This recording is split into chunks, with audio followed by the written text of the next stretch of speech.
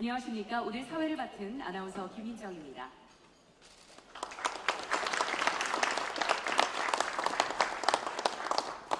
지금부터 이재명 더불어민주당 대선 후보 초청 경제 5단체 간담회를 시작하겠습니다. 먼저 최태원 대한상공회의소 회장님께서 환영사를 하시겠습니다. 최태원 회장님을 따뜻한 박수로 모시겠습니다.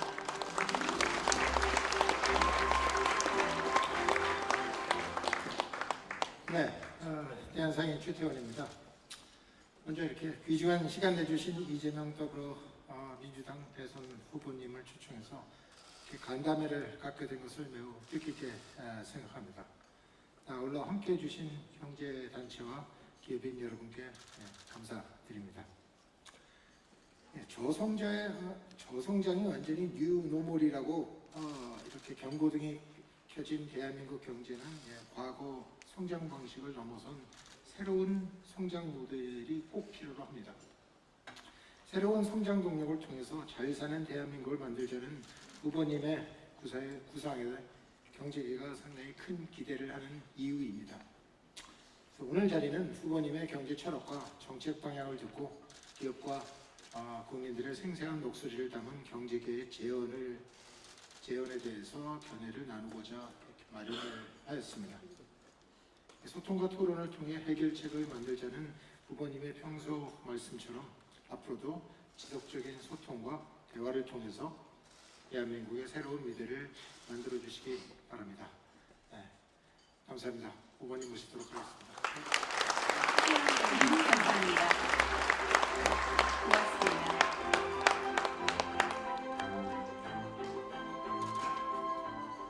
다음은 이재명 더불어민주당 후보님의 모두 발언을 듣도록 하겠습니다.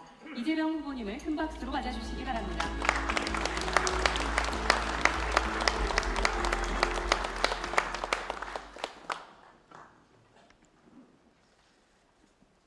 네, 전 세계적으로 경제 상황이 매우 어렵고 국내적으로도 어려운 상황인데 이렇게 바쁜 시간 쪽에서 이런 자리 마련해 주신 점 진심으로 감사드립니다.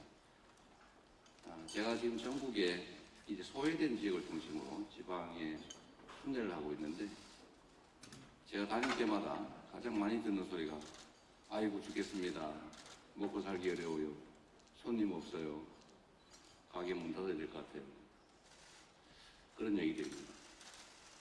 가끔씩은 우리 아들, 딸 취직 못하고 놀고 있어요.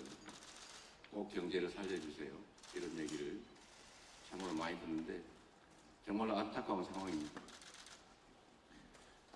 세계 경제 전체가 어렵고 국내 경제도 매우 어려운 상황인데 저는 그런 생각을 합니다. 지금은 이렇게 어려운 상황이긴 하고 전 세계 상황이 나빠서 우리 자체도 매우 어렵긴 한데 그럼에도 불구하고 우리가 가진 역량, 자본, 기술, 교육 수준 이런 모든 것들을 감안하면 우리가 힘을 합쳐서 함께 이 위기를 이겨낸다고 하면 저는 충분히 새로운 희망을 만들 수 있다고 생각합니다. 과거를 보더라도 우리 대한민국은 식민지에서 해방된 전 세계 국가 중에서 유일하게 아주 짧은 시간에 산업화와 그리고 민주화를 동시에 이뤄낸 위대한 나라죠. 그 중심에 당연히 우리 국민들이 계시지만 그러나 수출 여건으로서 우리 기업들의 역할 자체가 가장 크지 않았나 그렇게 생각합니다. 지금도 기업들의 발군의 실력을 통해서 전 세계적으로 우리가 앞서는 영역도 상당히 많고 비록 많은 부분에서 추격을 당하고 있지만 그래도 새로운 길을 충분히 만들어낼 수 있을 거라고 믿습니다. 뭐 이런 얘기하기 부적절하긴 하지만 어쨌든 엄청난 위기 자체를 우리 국민들은 평화로운 방법으로 이겨냅니다. 아마 전 세계인들이 두 번 놀랐을 겁니다. 이런 나라에서 저런 나라에서 그런 일이 벌어질 수 있나? 라는 게 첫 번째 놀라움일 테고 두 번째 놀라움은 저거를 아무런 피해 없이 유해를 없이 그렇게 슬기롭게 아름답게 극복하는 나라도 있구나. 두 번째 놀라움일 겁니다. 우리 국민들의 엄청난 저력을 보여주는 것이라고 생각합니다. 앞으로 우리가 해야 될 가장 중요한 일은 결국은 민생을 살리는 일이고 민생을 살리는 일의 핵심은 바로 경제를 살리는 일입니다. 경제를 살리는 일의 중심은 바로 기업이고 과거처럼 경제 문제, 산업 문제를 정부가 제시하고 끌고 가는 시대는 이미 지났습니다. 이제는 민간 영역의 전문성과 역량을 믿고 정부 영역이 충실히 뒷받침해주는 그런 방식으로 가지 않으면 이 어려운 상황을 이겨내기 어려울 것이고 특히 우리는 앞으로 추격자가 아니라 선도자의 길을 가야 된다라고 생각합니다. 지금까지는 잘 베껴서 빠르게 베껴서 추격을 해왔죠. 그러나 그것만으로는 이제는 우리의 위치를 지키기도 어렵겠다는 생각이 듭니다. 당연히 반발 앞서서 무한한 기회를 누리는 선도자가 되도록 노력해야 되고 저는 여러 영역에서 그런 가능성이 있다고 생각합니다. 전통적인 제조업이나 전통 산업들에 대해서는 산업 전환을 충실하게 이뤄내야 되겠고 거기에는 당연히 정부 영역의 역할이 중요하겠죠. 그러나 거기에 더해서 저는 새로운 산업 영역, 성장 동력을 우리가 만들어내고 그 속에서 기회의 공정, 또 결과 배분의 공정을 통해서 양극화도 조금씩은 완화해가면서 지속적인 성장의 길을 우리가 찾아낼 수 있을 것이라고 확신합니다. 오늘 여러분들의 좋은 의견 많이 듣도록 하겠습니다. 저는 정치를 하면서 그런 생각이 참으로 많이 드는데 이 정치인들이나 또는 관료들이 아무리 똑똑해도 그 수요자, 우리는 공급자의 입장이기 때문에 수요자의 입장에 완벽하게 다가가기가 어렵습니다. 결국 행정도 공급인데 이 행정을 수요자의 입장에서 공급자의 입장이 아니라 수요자의 입장에서 설계하고 집행하는 게 정말 중요한 것 같아요. 이 자리에는 대한민국 경제를 이끌어 가시는 여러 영역의 기업인들, 그중에서도 주요 임원분들이 많이 오셨을 테니까 여러분들의 입장에서 이렇게 하면 누군가의 피해를 끼치지도 않고 이 사회를 더 나쁘게 만들지도 않으면서 성장 발전하는 길이 있다. 이런 점들을 제시해 주시면 저희도 그걸 적극적으로 수용해서 더 좋은 정책으로 만들어 시행하도록 노력하겠습니다. 어쨌든 바쁜 시간 이렇게 내주셔서 자리 만들어주신 것 진심으로 감사드리고 여러분의 말씀을 잘 듣도록 하겠습니다. 고맙습니다. 선생님 감사합니다. 후보님께서는 다음 순서를 위해 그대로 자리에 계셔주시길 부탁드리겠습니다. 한국 경제의 새로운 희망에 대한 말씀해주신 이재명 후보님께 다시 한번 큰 박수 부탁드립니다. 고맙습니다. 다음은 경제계를 대표해서 경제 5단체에서 공동으로 작성한 21대 대선 미래성장을 위한 국민과 기업의 제안 제언집을 전달하도록 하겠습니다. 제언집 전달을 위해 경제단체장님들을 무대 위로 모시겠습니다. 오늘 전달할 제언집은 급변하는 대내외 환경 속에서 우리 국민들과 기업인들의 고민과 미래를 향한 비전들을 담고 있습니다. 밝은 미래를 위한 마음을 담은 제언집을 전달하고 있습니다. 사진 촬영으로 이어가겠습니다. 후보님과 경제단체장님들께서는 제언집이 잘 보일 수 있게 들어주시고 앞을 향해 주시기 바랍니다. 미래성장을 위한 마음을 담아 밝은 표정 부탁드립니다. 감사합니다. 고맙습니다. 후보님과 경제단체장님들께서는 뒤편의 자리에 착석해 주시기 바랍니다.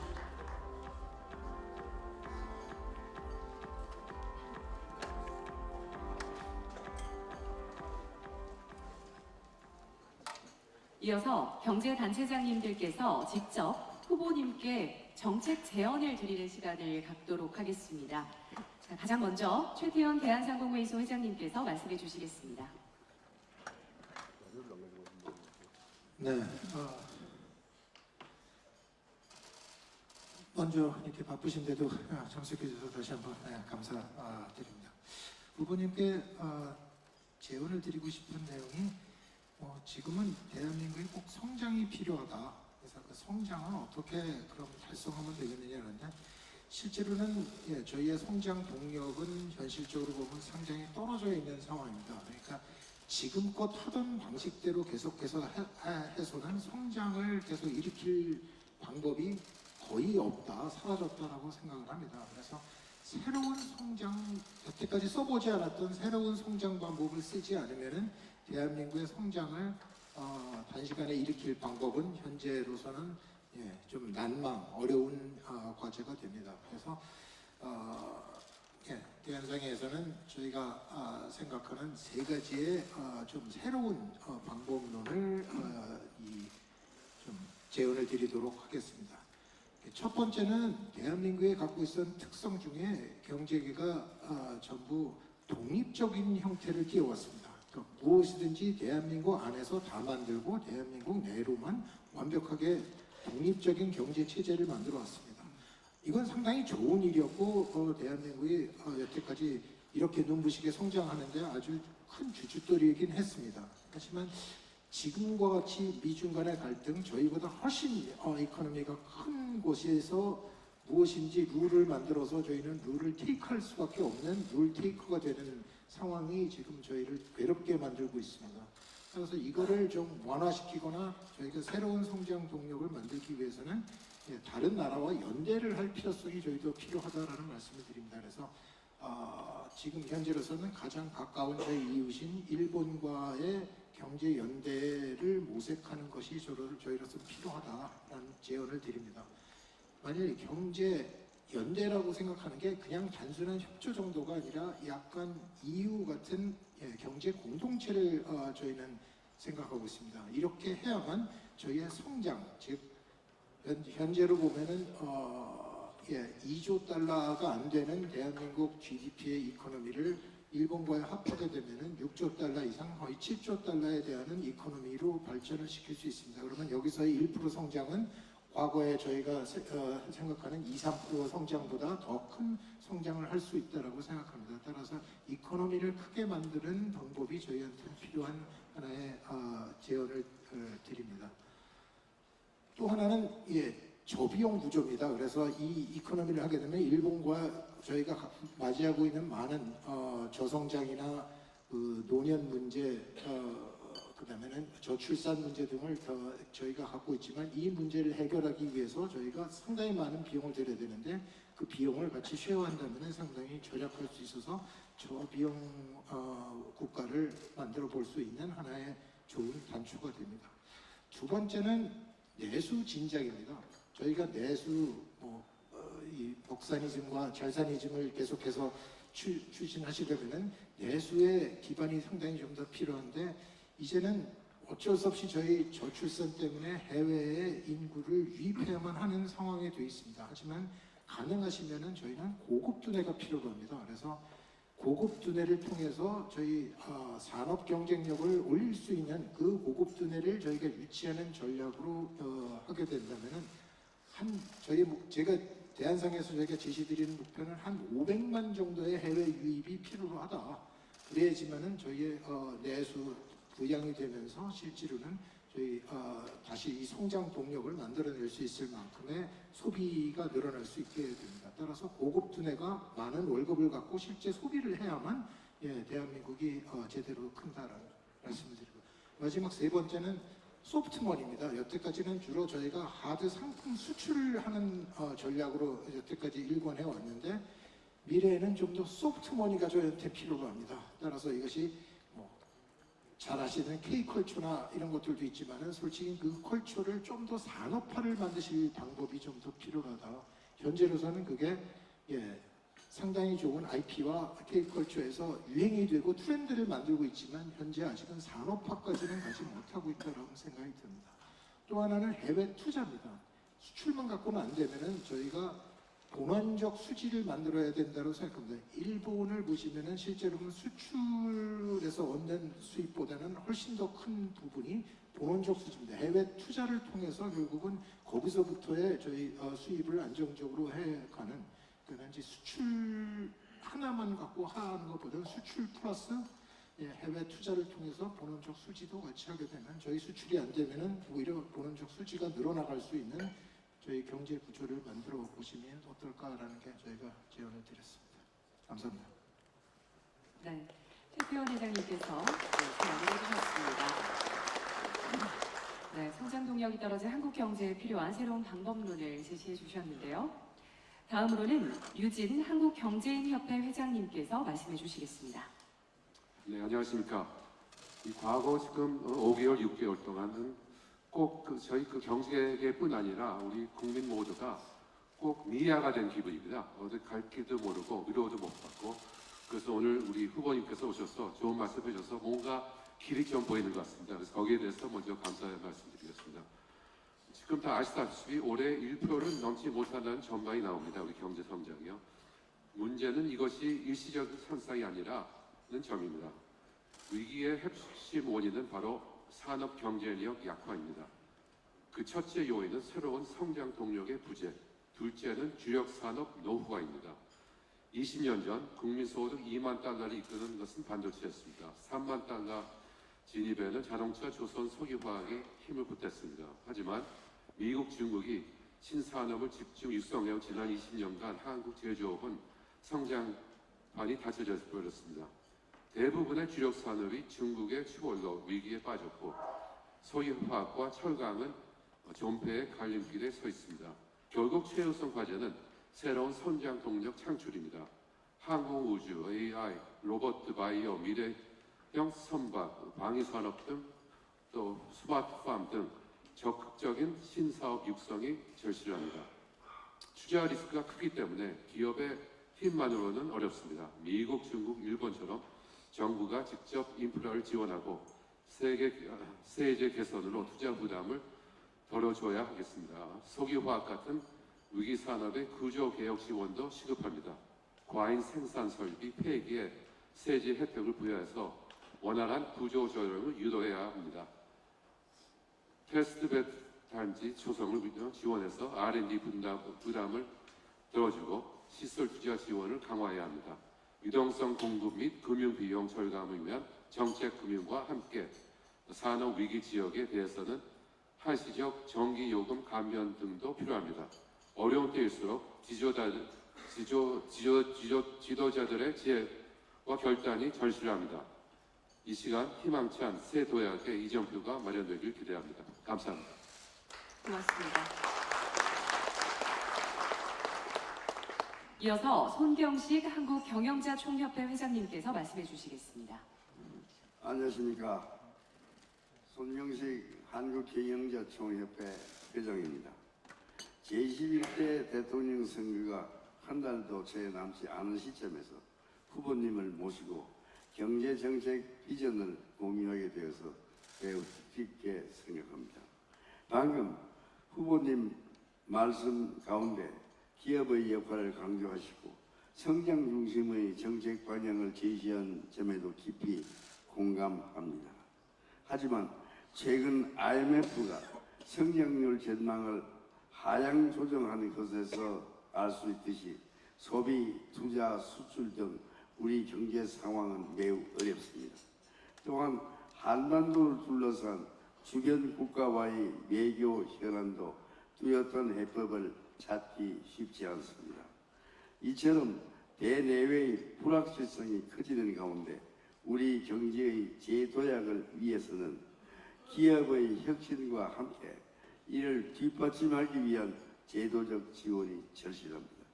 이와 관련하여 몇 가지 건의드리고자 합니다. 먼저 법정 정년 연장 문제입니다.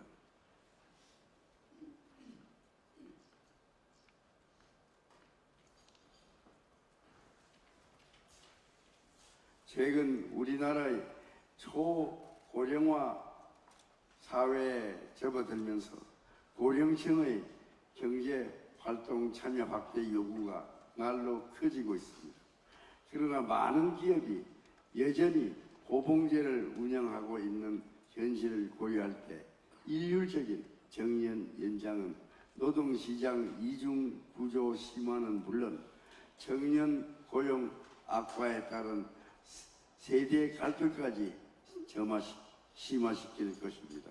따라서 일률적인 법정 전령 연장보다는 퇴직 후 재고용 등 보다 유연한 방식을 통해 고령자 일자리 문제를 해결해 나갈 것을 건의드립니다. 다음으로 근로시간의 유연화와 주 4.5일제 문제입니다. 일자리 형태가 다양해지고 근로자의 니즈도 변화했지만 근로시간 제도는 여전히 70년 전 틀에 머물러 있습니다. 특히 우리나라는 연장 근로시간이 일주에 12시간으로 제한되어 있어서 변화하는 수주 상황에 대응이 쉽지 않고 연구개발 업무에 치중하는 첨단 산업 분야에서는 적응하기가 어렵습니다.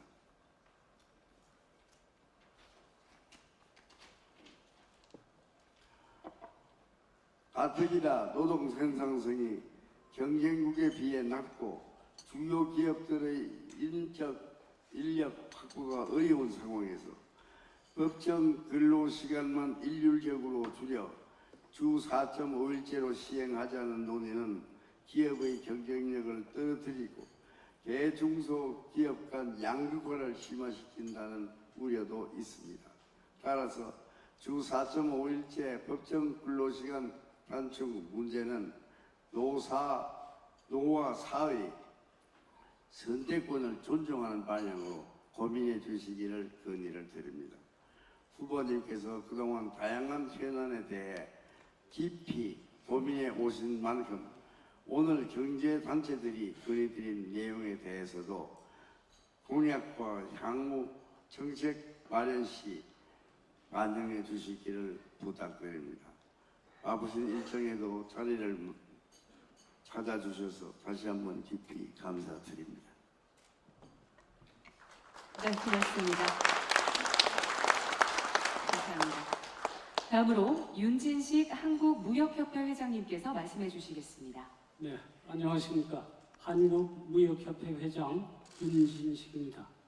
지난해 우리나라는 사상 최고의 수출 실적을 기록하며 무역 강국으로서의 저력을 입증했습니다. 그러나 이러한 성과를 지속하기 위해서는 아직 풀어야 할 과제들이 남아 있습니다. 공급망 불안, 보호무역 강화 등 통상 환경의 불확실성이 커지는 상황에서 수출 기업들이 안정적으로 시장을 넓혀갈 수 있도록 새 정부의 전략적 대응과 적극적인 지원이 절실합니다. 이에 무역업계는 후보님께 다음과 같은 두 가지 정책 제언을 드리고자 합니다. 첫째는 국익과 진리를 기반으로 한 능동적이고 유연한 통상 전략이 필요합니다.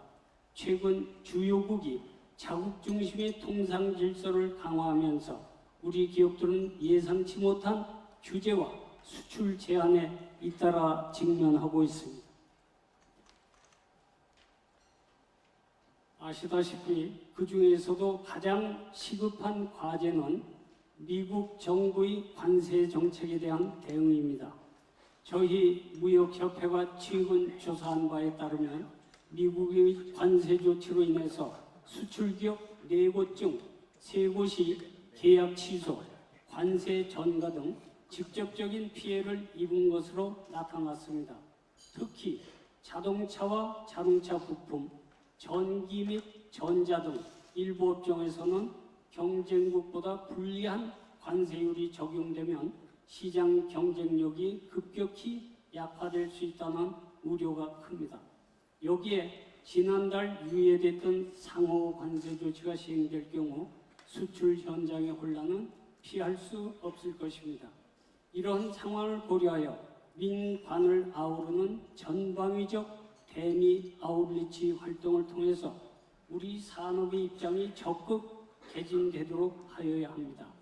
무엇보다도 통상의 산업정책, 기술 안보까지 포괄하는 시대인 만큼 기업과의 긴밀한 소통을 바탕으로 해서 정책을 수립해 주시길 바랍니다.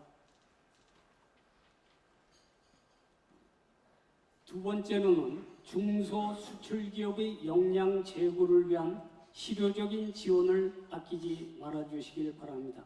전체 기업의 99%를 차지하는 우리 중소기업은 수출의 기반이자 혁신의 원천입니다.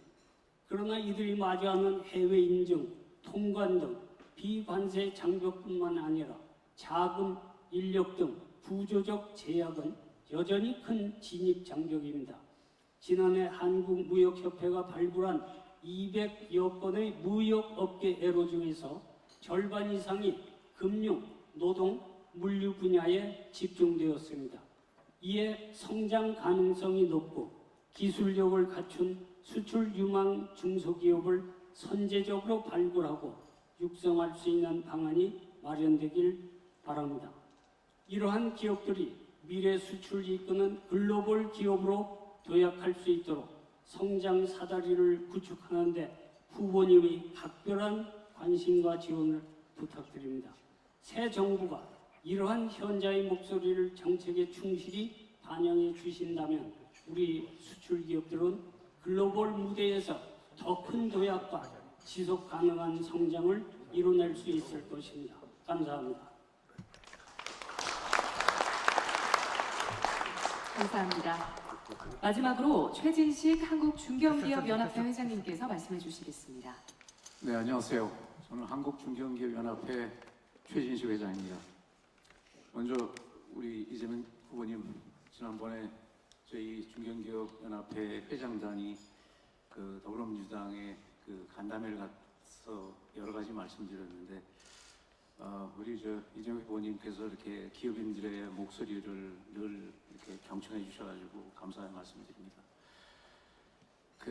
지금 저를 뺀 네 분의 경제단체장님께서 굉장히 우리나라의 경제계가 안고 있는 그러한 여러 가지 문제에 대해서 각 분야별로 아주 좋은 말씀을 해주신 걸로 생각이 됩니다. 근데 제가 좀 덧붙일 게 있는데, 우리가 이 대한민국 경제가 앞으로 더 성장하기 위해서 무엇을 고민해야 되냐라고 하는 걸 이렇게 고민했을 때, 이 네 분의 말씀이 지금과 같이 같은 방법으로 해서는 안 된다라고 하는 공통점이 있는 것입니다.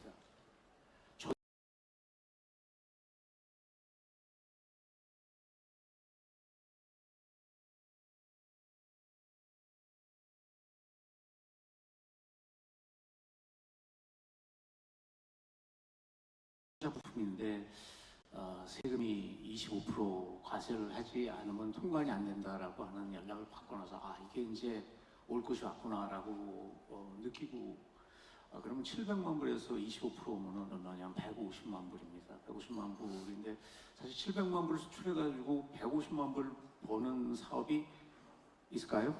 제조업 중에서. 근데 그 계열사 저희 직원들이 협력업체 사내 계약직까지 보면 한 450명 되는 것 같아요. 450만 명이 한 1억 불 정도 미국과 카나다와 멕시코에 주로 이 구동축을 만들어서 판매하는 그런 회사인데, 고민이 좀 이제 현실적으로 와서 닥치게 되는 것 같습니다. 이런 사업을 과연 우리가 5년, 10년까지 계속 한국에서 유지할 수 있을 것인가? 이런 아마 고민을 여기 계신 기업인들과 경영인들이 다 같이 하지 않을까라는 생각입니다.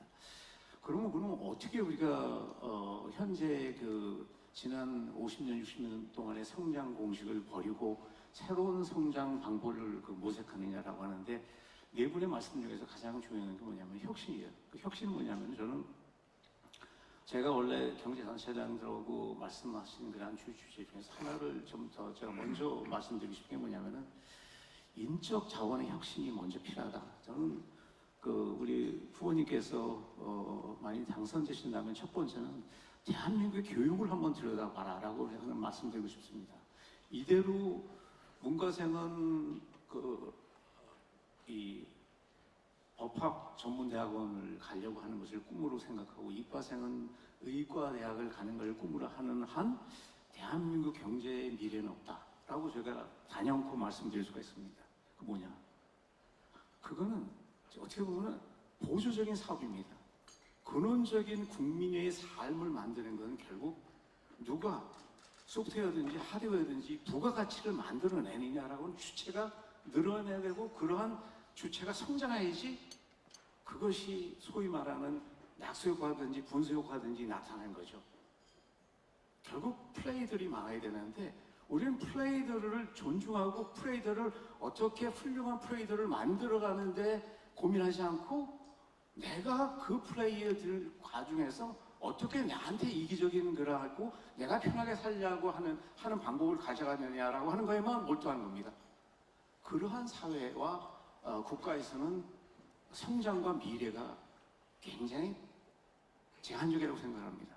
저는 대한민국은 첫 번째 이제 우리가 아예 성장 공식을 한 50년 걸 지우고 지금부터 다시 시작한다. 그건 뭐냐? 인력 양성입니다. 사람을 어떻게 키우느냐라고 하는 거. 초등학교 교육, 중고등학교 교육. 우리 중학교, 고등학교는 가서 자는 게 이깁니다. 이러한 성장에서 우리가 무슨 혁신을 얘기하고 무슨 성장을 얘기하고 변화를 얘기했습니까? 이건 좌파의 문제가 아니고 우파의 문제가 아닙니다. 우리 다음 세대의 문제입니다. 그러지 않을까요? 아니, 여기 계신 분들 모두 다 동의합니다. 아들도 있고 손자도 있고 조카도 있고 그러는데 그네들을 어떻게 교육시키냐, 어떻게 보면 미국을 보내느냐 이 문제입니다. 두 번째 문제, 이 플레이어들이 역할을 할 수 있게끔 하는 게 뭐냐면 기업을 있는 그대로 살려줘야 됩니다. 많은 분들이 우리 이제 소위 말하는 진보파를 서포트하는 사람들은 기업을 갖다가 지속 가능하게 하는데 가장 중요한 게 사실 상속세 증여세 문제인데 이것을 부자 감세로 그냥 도외시합니다. 기업도 말이죠. 그 국가에 레지스터되어 있는 먹거리를 만들고 직업을 만들어가는 중요한 도구입니다. 이거는 우리 국가와 사회가 가지고 있는 유용한 그런 툴인데 이거를 어떻게 키우고 많이 늘리고 또 성장시켜야 되는 것이 기업인의 사명이고 여기 있는 경제 단체들이 어떤 경제 정책을 만드는 데 있어서 좋은 그룹으로 이 활동을 해야 되는데 이런 거에 대한 고민이 적당이죠. 이제는 상속세 증여세 문제가 단순한 부의 대물림이 아니고 이 플레이들을 대한민국에 하는 가두리에서 얼마만큼 먹이를 잘 줘서 키워서 그 과실을 우리가 따가느냐, 그 국가 전체적으로 성장을 하는 겁니다. 어느 기업이 어느 국가에 리지스트돼 있냐, 그럼 조세권이 생기는 거거든요. 거기에 또 고용이 생기는 거고. 우리 최태원 회장님 굉장히 좋은 말씀 해주셨는데 그런 걸로 통해 가지고 우리가 아마 새로운 패러다임을 만든다고 하면은 아마나 이 후보님께서 어떻게 보면 21세기의 새로운 지도자로 되실 거라고 믿습니다. 긴 말씀 드릴 감사합니다. 감사합니다. 한국 경제를 위해서 소중한 제언을 해주신 5분의 경제단체장님께 다시 한번 큰 박수 부탁드립니다. 잠시 장례를 정리하고 계속 진행하도록 하겠습니다. 이후 순서는 비공개로 진행이 됩니다. 기자님들께서는 퇴장해 주시면 감사하겠습니다. 장례가 정리되는 대로 진행을 이어나가도록 하겠습니다.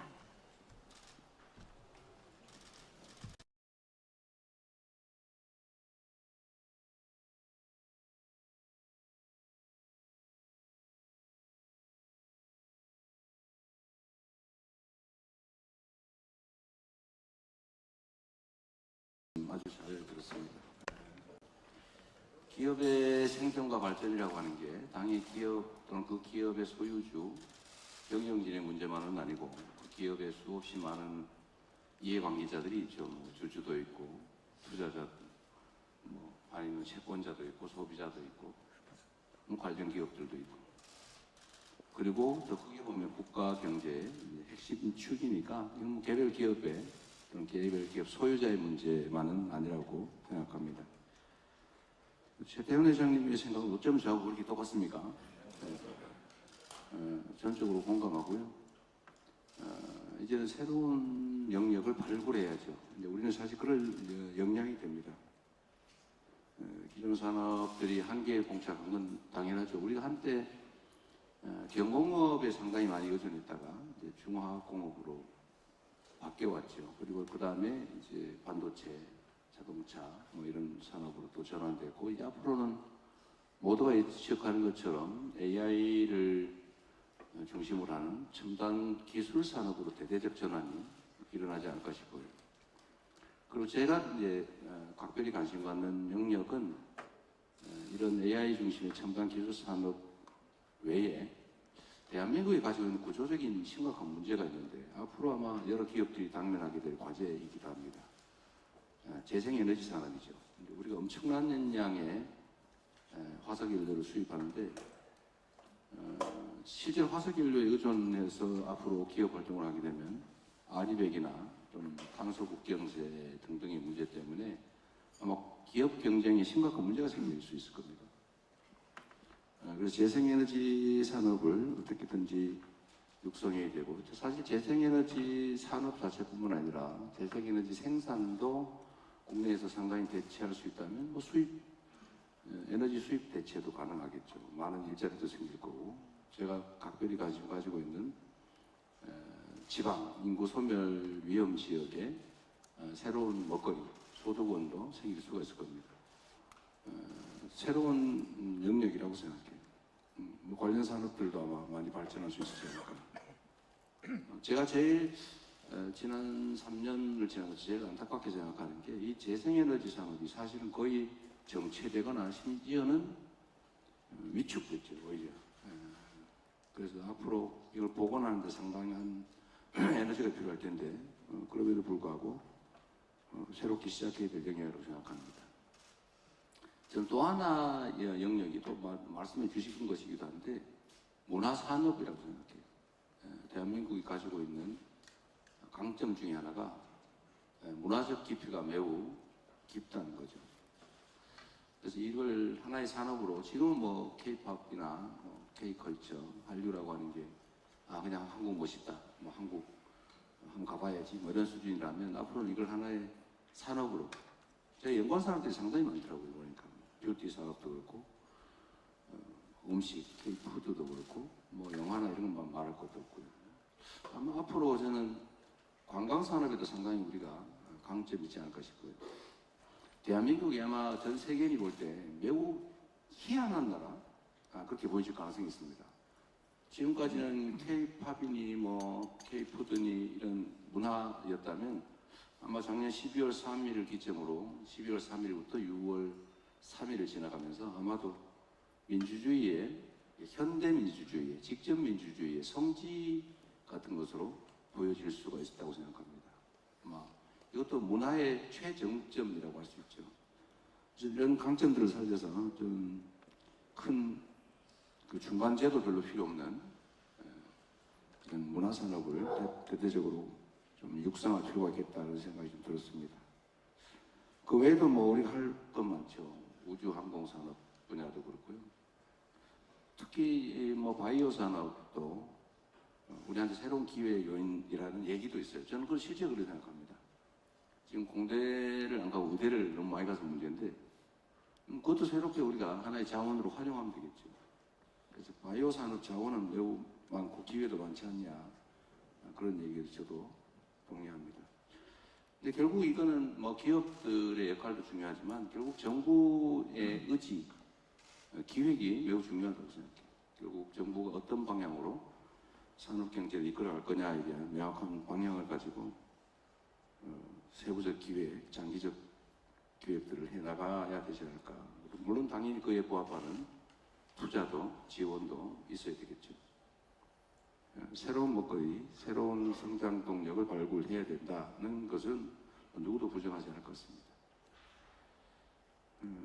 내수 진작을 위해서 그러니까 지금은 이제 3D 영역의 노동자들이 주로 유입되고 있는데 외국인 노동자들이 고급 노동자들 이민 또는 유입을 장려할 필요가 있다는 점에 저희도 동의합니다. 근데 문제는 이게 국내의 고용 문제하고 충돌하기 때문에 사실 어느 정도의 공감대가 좀 형성될 필요는 있지 않을까 싶은데 저출생, 인구 감소의 추세로 들어갔기 때문에 불가피하다, 뭐 그런 생각도 듭니다. 저는 연합 대응 체계가 필요하다는 점에 대해서도 전적으로 공감을 합니다. 지금 미국의 통상 외교 정책이 지금 각계격파 전략이기 때문에, 그리고 매우 좀 거칠고, 그래서 우리가 대응할 때 각 국가가 또 각 개별 기업들이 각 산업 분야가 따로따로 대응하면 전부 다 각계격파 당할 가능성이 많죠. 국내에서 당연히 연합해야 되는 것, 즉 기업도 또 정부도 연합해야 된다, 힘을 합쳐야 된다, 그리고 공통의 전략을 수립해서 함께 시행해야 된다. 이제 뭐 당연하고요. 근데 이게 국가 단위만으로도 개별 국가들이 지금 겪는 어려움이 모든 국가들이 겪는 어려움이기 때문에, 그런 면에서 보면 입장, 이해관계가 비슷한 인근 국가, 뭐 예를 들면 아까 말씀하신 대로 일본과 같은 국가들과 공동 대응이 필요하다는 점도 공감합니다. 미리 준비를 좀 해야 될 것 같습니다. 그리고 소프트머니 아까 말씀하신 부분 제가 미리 말씀드렸고요. 뭐 정말 제가 말씀을 들어보니까 제가 생각한 거하고 너무 일치해서 제가 언제 한번 짰던가 그런 생각이 들었습니다. 우리 유진 회장님도 말씀 주신 것들 보면요, 지금 저성장 사회가 됐는데 어쨌든 구조적 문제라는 점은 저희가 동의하고, 새로운 성장 동력을 발굴해야 한다는 점도 전적으로 동의합니다. 기존 산업에 대한 산업 전환이 뭐 필수적이겠죠. 그러려면 당연히 노동 전환도 필요하고,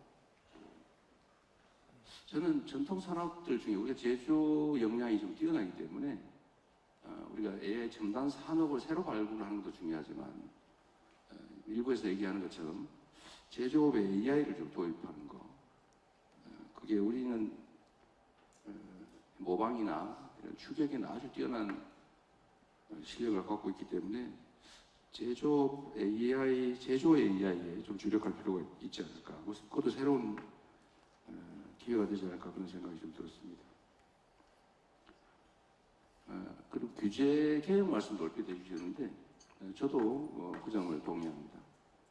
저도 행정을 한 10몇 년 이렇게 해보면, 사실 우리가 이제 행정을 할 때는 주로는 공급자의 입장에 있죠. 그러니까 뭔가 제공하는 쪽에.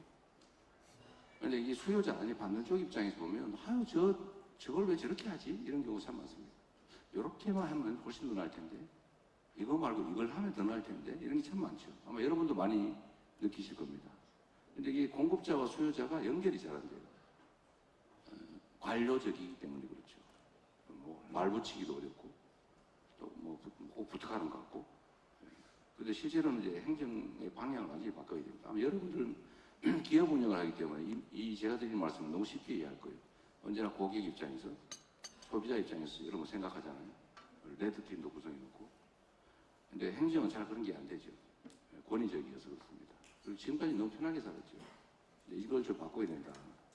수요자 입장에서 뭐가 필요한지를 여러분들이 만들어서 제시하고, 그걸 채택할지 여부야 물론 당연히 공급자 측이 권한이긴 하지만, 이 기회를 정말로 많이 늘려야 됩니다. 그야말로 소통해야죠. 소통하고 수요자 중심으로, 현장 중심으로 바꿔야 된다. 그 말씀을 드리고, 그것만 해도 아마 현장에서 겪는 어려움이 참 많이 해소될 겁니다. 제가 경기도에 있을 때도 그 생각을 했는데, 전 정부도 그래야 된다고 봐요. 뭐 인가를 하나 받으려면 이 부서 가면 저 부서 가라고 그러고, 저 부서 가면 저 부서 가라고 그러고, 또 뭐 저쪽 딴 데 가서 이거 해와라 그러고, 저기 가면 또 이거 해와라 그러고. 이게 사실은 공급자 입장에서는 그거 당연하니, 우리는 칸을 쳐놓고 있으니까 당연하다고 생각하지만, 수요자 입장에서는 이해가 안 되는 거죠. 똑같은 도지사 밑에 있는 그 부하들인데 왜 자꾸 이렇게 저렇게 뺑뺑이를 돌리지? 이런 생각을 하죠. 그래서 제가 이제 한 조치가, 한 개의 부서에 접수가 되면 관련된 업무를 그 부서가 알아서 해줘라, 전부 다. 뭐 이게 요즘 유행하는 말로 원스톱 서비스죠. 실제로 그게 행정력이 덜 들어요.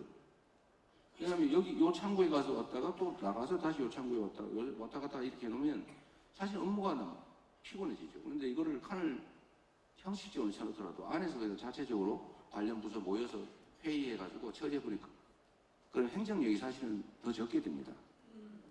그러니까 사실은 관성 때문에 그런 거죠. 속도도 빨라질 뿐만 아니라 행정 편의도 사실 편익도 늘어나죠. 또 한 가지는 이런 거 있습니다. 이게 순서대로예요. 제가 SK는 한번 그 경험해 보셨을 텐데 A 절차가 끝나면 B 절차라고, B 절차가 끝나면 C 절차라고, C 절차가 끝나면 D 절차라고 너무 늘어져요. 그런데 이게 반드시 해야 되는 거고 A 절차는 끝나는 게 분명한데 그럴 경우에 A, B 절차를 동시에 시행하면 되거든요. 근데 광양정은 잘 알아죠. 제가 용인 거기는 제가 상당히 빨리 예상보다 빨리 처리됐죠. 저희가 그 절차들을 좀 줄여주는 게 기업들로서는 엄청나게 특별히 드리는 건 아니지만 비용이 많이 줄어들 수 있습니다. 어쨌든 그런 행정 개혁이 좀 많이 필요하지 않을까 싶은 생각이 좀 많이 들었고요. 그런 것만 해도 큰 변화를 만들어낼 수 있겠다는 생각이 좀 들었습니다. 규제도 마찬가지죠, 사실. 규제도 행정 당국 입장에서 자기들이 관리하기 편하기 위해서 가지고 있는 규제가 너무 많아요. 별로 필요도 없고. 그리고 의심을 해서 가지고 있는 규제가 많아요. 예를 들면 100개의 사업을 하는데 그 중에 보통 뭐 사람 사는 세상에 그런 게 있을 수 있죠. 한 뭐 두세 개, 한 5% 이내 뭔가 이 부정을 하지 않을까? 근데 그 의심이 있으면 그 의심을 키워가지고 그걸 봉쇄하기 위해서 온갖 장치를 마련해 놓는데 그럼 95%가 엄청나게 불편을 겪습니다. 사실 그렇게 할 필요 없죠. 5% 정도는 손실로 감수하면 됩니다. 예를 들면 연구개발할 때 막 500원짜리 딱풀 산 것까지 다 쓰고 전산 입력하고 하잖아요. 그 500원어치 더 되거든요. 그럼 예를 들면 그 전액에 예를 들면 2, 3%, 5% 이내는 뭐 액수로 한정하든지 거기는 용도를 묻지 않고 사용할 수 있게 해주자. 이래버리면 사실 그런 쓸데없는 노동 안 해도 되잖아요. 손실이 아니죠. 그러니까 이런 불필요한 행정 편의를 위한 규제나 이런 것들은 대폭 줄일 필요도 있고 충분히 사실 마음만 먹으면 줄일 수 있다 이런 생각이 듭니다. 손경식 회장님 이 말씀을 자주 하셔서 제가 좀 그런데 저는 이제 손 회장님은 아마 소속 기업들이 그러니까 이 말씀 많이 하시는 것 같아요. 정년 연장 문제, 노동시간 문제. 사실은 이 얘기하면 또 뭐 정치적 논쟁이 발생하니까 이거는 아예 말을 하지 말든지 언론에 좀 옮겨서 하라고 지금 작업을 해가지고 아까 비공개로 해놨던 것 같아요. 근데 이게 뭐 얘기한다고 해서 없어집니까? 그러면 뒤에서 몰래 했더라 이렇게 얘기할 텐데 세상에 비밀이 없죠. 근데 저는 이런 입장을 좀 가지고 있는데요. 저는 여러분들이 가지고 있는 입장은 다 충분히 타당하다고 생각해요. 그런데 노동자들이 가지고 있는 입장이 또 있지 않습니까? 그런데 어느 한쪽도 일방적으로 옳다고 할 수는 없어요. 다 타당하죠. 문제는 조정하는 겁니다. 이 조정의 역할은 당사자가 하는 게 아니에요. 당사자들끼리 조정하라고 놔두면 싸움밖에 안 나죠. 근데 그 조정 역할을 하는 게 바로 정부고 행정이죠. 곧 정치의 역할입니다. 그래서 소통, 대화, 조정, 그리고 본질적으로는 통합이라고 하는 게 매우 중요하죠. 정년 연장 문제는 장단점이 있어요. 예를 들면 손 회장님이 생각하시는 것처럼 후봉제인데 지금 60세까지 한 것도 부담스러운데 1년에 얼마씩 임금이 계속 올라가야 되는데 65세로 그냥 확 올렸다. 그러면 사실은 노동 생산성은 떨어지는데 보수는 더 줘야 되는 상황이 실제로 문제가 되겠죠. 저는 노동자들이 이런 걸 요구한다고 생각하지는 않습니다. 문제가 충분히 지적의 일리가 있죠. 이런 건 조정할 수 있다고 생각해요. 예를 들면 이게 정말로 문제되는 영역이면 이 부분은 치정하면 되지 않습니까? 그러니까 이게 그러니까 이게 지금 정년부터 연금인 수고 요 사이가 사실은 엄청나게 불어나잖아요. 그렇다고 이거를 기업들이 다 책임져라 할 수는 없죠. 그렇다고 방치할 수도 없어요. 그러면 조정해야죠. 쌍방이 다 수용할 수 있는 범위 내에서. 그리고 이게 일률적일 수도 없어요. 예를 들면 산업마다 기업마다 상황이 또 다르겠죠. 그럼 차등을 둬야 되겠죠. 일시에 시작하는 게 부작용이 생길 수가 있죠. 그럼 단계적으로 하면 되죠. 예를 들면 주 4.5일제 이 얘기도 사실 똑같습니다. 정년 연장 문제도 그렇고. 그러니까 저는 이런 것들은 아주 대놓고 세부적 대화를 좀 해야 된다. 그러니까 누가 일방적으로 정하면 안 되고 일방적으로 한쪽이 밀어붙인다고 거기 따라서도 안 되고. 그래서 결국은 정말로 충분한 대화가 필요하고요. 저는 우리 사회가 사회적 대화가 정말로 필요하다고 생각합니다. 정말 얘기를 많이 해야 돼요. 제가 얼마 전에 여러분 다 기억하시겠지만 이 얘기도 하지 말라 그랬는데 그래도 해야 됩니다. 저 그 반도체 업계 주 52시간 얘기 있지 않습니까? 제가 양쪽 얘기를 들어봤더니 별로 차이가 없는데 없는 차이를 만들어서 싸우고 있더라고요. 의심하고. 그 나중에 기회가 되면 한번 여러분도 제가 그때 토론했던 내용을 한번 봐주시면 좋을 것 같은데요. 제가 노동자 측에도 아니 이게 아무 상관도 없는데 그냥 형식적으로 해달라는 거를 좀 해주면 안 되겠습니까? 했더니 의심을 해가지고 그거 절대 안 된대. 딴 데 또 요구할 거다. 그리고 그게 실질적으로 차이가 없더라도 악용될 거다 이런 거 걱정합니다. 제가 기업 측에도 제가 그때 SK는 잘 아실 건데 아마 그거 꼭 필요합니까? 기존 제도가 내가 보기에는 새로 만들려는 제도보다 불리합니다. 그건 맞더라고요. 왜냐하면 총 노동 시간을 늘리지도 않고 노동 변형에 따른 시간 변형에 따른 초과 수당 뭐 이런 거 다 주면 기존에 있는 제도를 이용하기 훨씬 더 유리해요. 최종적으로 나온 안은 기간에 3개월 단위로 이렇게 유연성을 확보하게 되어 있는 걸 노동부 고시를 바꿔서 6개월로 늘려달라. 그건 노동부가 늘리면 되지 않습니까? 그랬더니 그 욕을 먹기 때문에 그 반도체 특별법에다가 반도체 산업의 특성을 고려할 수 있다 이런 글자를 하나 넣어달라는 거예요. 52시간 이거 필요 없고. 그건 대통령 권한대행과 노동부가 공식적으로 민주당이 요구한 겁니다. 뭐 저 너무 잘하실 겁니다. 그건. 그런데 저희가 기존 제도 훨씬 유리해요.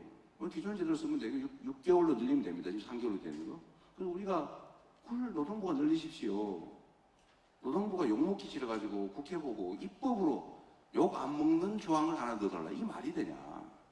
이런 걸 가지고 싸우고 있어요. 아무 실익 없는 거죠. 결국 노동부가 아마 6개월로 늘렸죠?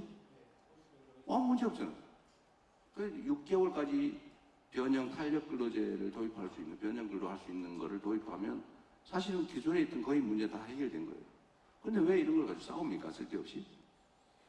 대화가 끊어져서 그렇습니다. 그리고 이걸 가지고 정치적으로 악용해서 그래요. 지금 먹고 살기 힘들어 죽겠는데 왜 이런 걸 정쟁으로 만들어 싸웁니까? 그래서 지금 필요한 논쟁을 해야 된다. 그 말씀을 드리고요. 정년연장 문제나 주 4.5일제 이런 거는 혹시 그런 생각을 하시는지 모르겠는데 제가 어느 날 갑자기 무슨 긴급 재정 명령해가지고 확 시행을 해버리지 않을까 그런 걱정하시는 거예요? 네, 그런 걱정하시는 분들이 꽤 있더라고요. 근데 그렇게 할 수가 없습니다. 그렇게 할 이유가 뭐 있어요? 그런다고 저한테 무슨 개인적 이익이 있는 것도 아닌데 민주당이 그런다고 뭐 표가 엄청나게 생기는 것도 아닌데 다 대화를 해야죠. 준비를 해야죠.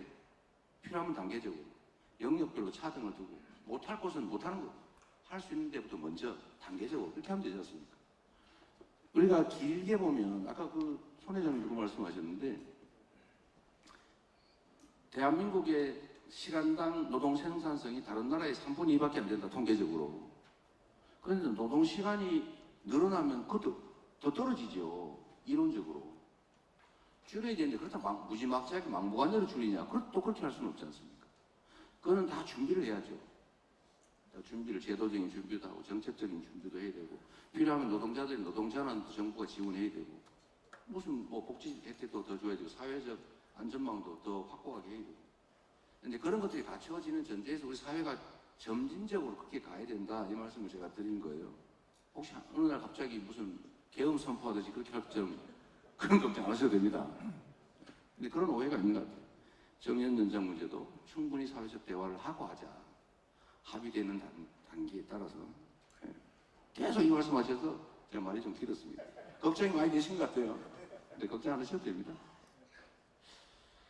그리고 우리 윤진식 회장님 무역, 내가 대한민국은 수출국가, 통상국가인데 어쨌든 수출 문제가 심각하죠. 심각한 부분. 최근에는 이제 국제 무역 환경이 나빠지니까 우리 기업들이 매우 어려운 상황인 것 같습니다. 특히 무역하고 외교는 사실 거의 동전의 양면 같은 거죠. 우리 외교 환경이 매우 나빠졌어요. 저는 그런 생각을 합니다. 외교 역시도 결국 우리 국민의 더 나은 삶, 우리 대한민국의 이익이 핵심 목표가 되어야 되죠. 그래서 저는 계속 국익 중심의 실용 외교를 하자. 실리 외교를 하자. 실사구시적 외교를 해야 된다고 생각하고, 우리가 진영 논리나 아니면 감정, 이념 이런 데 경도돼 가지고 그 공연이 가지고 있던 시장을 잃거나 새로운 시장을 충분히 개척할 수 있는데 그 기회를 버릴 필요가 없지 않습니까? 저는 국민의힘 당이 했던, 국민의힘 정권이 했던 가장 위대한 일은 여러 가지 좋은 일 많이 했죠. 그 중에 하나가 북방 외교를 개척한 겁니다. 노태우 대통령 그때 만든 거 아닙니까? 얼마나 훌륭한 일입니까? 물건 파는데 무슨 공산국가에 물건 파면 어떻습니까? 그 길을 열었잖아요. 러시아, 중국과 외교관계 수립하고, 정말 북한, 중국과 러시아라고 하는 엄청난 거대 시장을 열어서 우리 국내 기업들 많이 성장했잖아요. 저는 계속 그 길로 가야 된다고 생각합니다. 물론 우리가 동맹관계나 아니면 한미일 안보 외교 협력 해야지. 거기에 중심을 두되 한쪽을 버릴 필요는 없지 않냐. 그런데 정부가 외교를 통해서, 통상 정책을 통해서 경제 영토를 넓히는 일, 이건 정말로 앞으로도 해야 될 중요한 일이라고 생각합니다. 특히 지금 문화산업 진출, 문화수출, 문화산업 수출, 문화용역 수출, 여러 가지가 있죠. 이제 그 부분에 좀 기업들도 집중해 주면 좋을 것 같습니다. 정부의 방향도 그리 갈 수밖에 없지 않을까 싶고요. 최진석 회장, 연합회장님, 저희 중견기업이라서 약간 목소리가 좀 다르시긴 하죠. 하여튼 통상 얘기는 제가 충분히 들었던 것 같고, 상속세 말씀을 또 전에도 하시고, 앞으로도 계속 하실 거죠? 볼 때마다. 이해합니다. 충분히.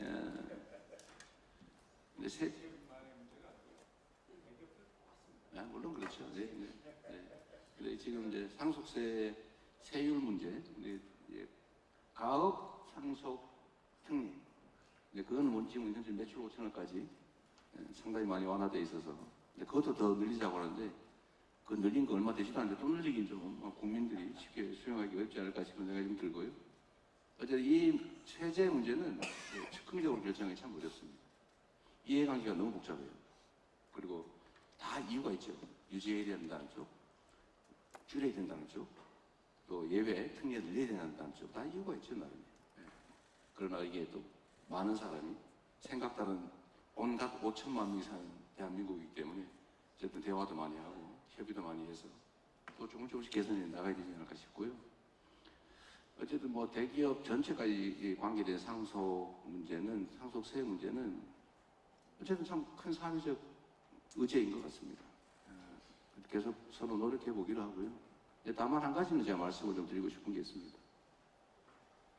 이것도 하지 말라고 했는데.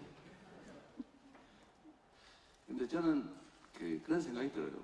예를 들면, 대한민국의 예를 들면 100대 대기업 중에 신규 창업한 대기업 비율이 얼마나 되냐. 예를 들면 미국 내 100대 대기업 중에 신규 창업한 비율이 얼마나 되냐. 이제 이런 것도 좀 고려는 해봐야 된다고 생각합니다. 물론 나쁘다는 뜻은 아니에요. 그 사회 문화의 차이일 수도 있죠. 예를 들면 미국 같은 경우 기업 상속 안 받고 나는 자유롭게 살래, 상속 안 받을래, 이런 문화도 많지 않습니까? 좀 다를 수 있죠. 그러나 사회가 좀 역동적일 필요도 있고, 그런데 상속 세제 문제를 대대적으로 손을 대면 사실은 이 문제에 대한 국민적인 거대한 논쟁이 촉발될 수가 있어요. 단순한 세제 법조문 하나 고칠 문제가 아니고, 이건 좀 깊은 대화들이 좀 필요하다는 점을 여러분들이 이해해 주시길 바랍니다. 하여튼 제가 말이 좀 길었는데, 결론적으로 제일 드리고 싶은 말씀은 그런 겁니다. 지금 현재 대한민국의 가장 심각한 문제는 경제를 살리는 겁니다. 경제를 회복해야 돼요, 반드시. 그래야 희망이 생깁니다. 그래야 일자리도 생기고 기회도 생겨서 젊은이들도 절망좌절하지 않습니다. 저는 우리 비슷한 시기를 살아왔는데, 물론 살아온 환경은 좀 다를 수 있지만, 저는 매우 어려운 환경에서 자라긴 했어도 힘들긴 했지만 희망이 있었어요. 분명히 내일은 더 나을 거예요.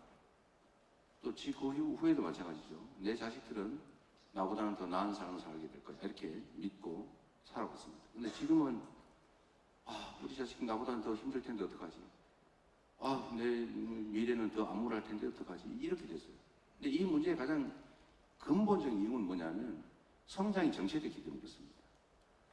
성장이 계속 지속적으로 성장하는 사회였다면 이러지 않았겠죠. 근데 지금은 성장이 계속 정체되지 않습니다. 드디어 지금 몇 년 만입니까?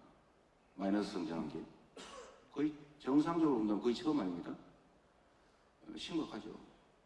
근데 이 성장을 회복하는 일, 그리고 일시적 회복이 아니라 지속적으로 성장하는 길은 대한민국의 5천만 우리 국민들이 정말로 희망을 가지고 대한민국 국민들은 자부심을 가지고 미래 우리 자식들까지 나아기르겠다는 희망을 가지고 살 수 있는 유일한 길은 경제가 지속적으로 성장하는 거예요. 기회가 지속적으로 추가로 생겨나야죠. 그리고 그 중심에는 어쨌든 기업이 있을 수밖에 없습니다. 그렇다 기업만 할 수 있는 건 아니죠. 그 안에 노동자도 있어야 되고 투자자도 있어야 되고 당연히 소비자도 있어야 되고 내수도 살아야 되고 대외 수출 환경도 좋아져야 되겠죠. 근데 그 어쨌든 중심에는 기업이 있는 건 부인할 길이 없죠. 그리고 국가도 이제는 기업가형 국가로 우리가 변모해 가야 됩니다. 과거처럼 자꾸 규제나 하고 또 마음대로 정하고 자원 배분도 일방적으로 특정 지역, 특정 기업하고 몰아주고 이런 방식으로 이제는 대한민국 경제는 지속적으로 성장하기 어렵다. 공정한 경제 생태계를 보장해주고 그걸 북돋아주고 새로운 영역을 끊임없이 개발하고 그게 정부의 역할이 아닐까 그런 생각을 합니다. 정치도 많이 변해야 되겠죠. 세상이 변하는 것처럼 우리 기업인들께서도 잘해주실 것으로 믿습니다. 고맙습니다. 네, 고맙습니다. 그럼 예정돼 있는 비공개 간담회 시간으로 이어가겠습니다. 기자님들께서는 퇴장해 주시면 감사하겠습니다.